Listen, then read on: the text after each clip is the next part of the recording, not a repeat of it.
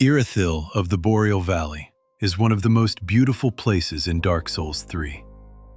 Moonlight reflects off frozen stone. The city stands pristine, untouched by war.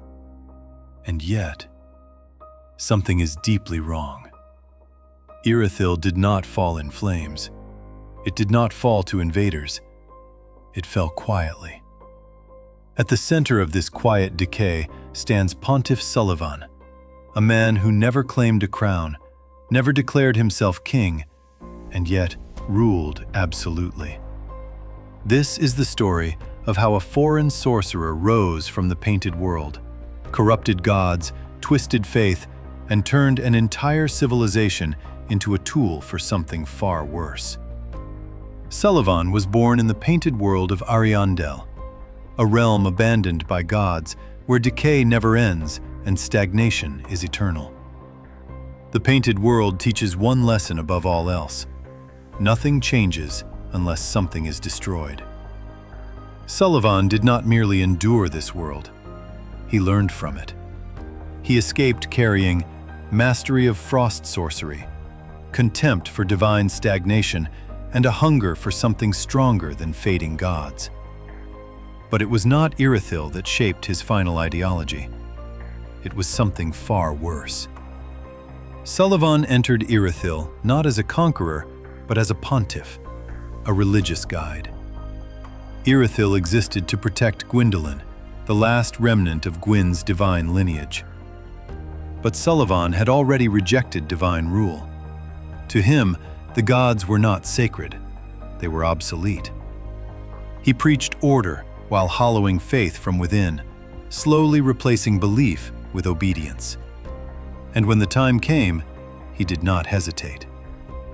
Deep beneath the earth, Sulyvahn discovered the Profaned Capital, a city burned by an unholy flame that does not bless, does not fade, and does not answer to the gods. The Profaned Flame is not like the first flame. It does not sustain cycles. It consumes. Here, Sulyvahn saw a truth the gods refused to face: fire without purpose, power without order, destruction without rebirth. To Sulyvahn, this was not heresy. It was revelation. The gods had chained fire to ritual. The profaned flame was free. Gwyndolin was imprisoned, not slain. Reduced from god to captive, he was offered to Aldrich, whose visions of the deep mirrored Sulyvahn's rejection of the old order. This act was not devotion, it was desperation. By sacrificing Gwyndolin, Sulyvahn sought to erase divine authority, bind Aldrich to Irithyll, and align himself with what he believed was the future. But Aldrich was not a tool. He was hunger. Sulyvahn believed he stood beside Aldrich. In truth, he stood beneath him. Aldrich did not serve the pontiff. He tolerated him. As Aldrich consumed gods and dreamed of a drowned world, Sulyvahn's authority shrank. The man who once shaped Irithyll became its warden, guarding a cathedral not for worship, but for containment.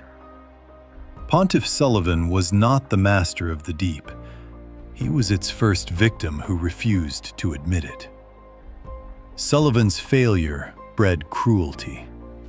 The Outrider Knights were not experiments, they were punishments. Exposed to frost and warped by the pontiff's sorcery, they lost identity, becoming beasts driven only by aggression. They were sent away from Irithyll, as enforcers, as warnings, as proof of Sulyvahn's belief that mercy was weakness. Loyalty, to him, was something to be broken into existence. Among Sulyvahn's greatest crimes are Vort of the Boreal Valley and the Dancer of the Boreal Valley. Once noble warriors, they were transformed into monsters, not by accident, but by doctrine. Grace was replaced with terror, devotion with punishment. They are monuments to Sulyvahnn's final philosophy. Power must be enforced, or it will be consumed. By the time the Ashen One arrives, Pontiff Sulyvahn is already obsolete. Aldrich has surpassed him. The gods are gone. The Profaned Flame waits below. Sulyvahn stands alone in his cathedral, guarding a future that no longer needs him. His death is not a climax. It is a footnote. Pontiff Sulyvahn was not wrong about the end of the gods. He was not wrong about stagnation, but he believed control could replace faith. In chasing the Profaned Flame, he mistook destruction for direction. Irithyll still shines. Aldrich still feeds. And Sulyvahn is forgotten. Not as a king, not as a god, but as a prophet who helped end the world and was devoured by it anyway.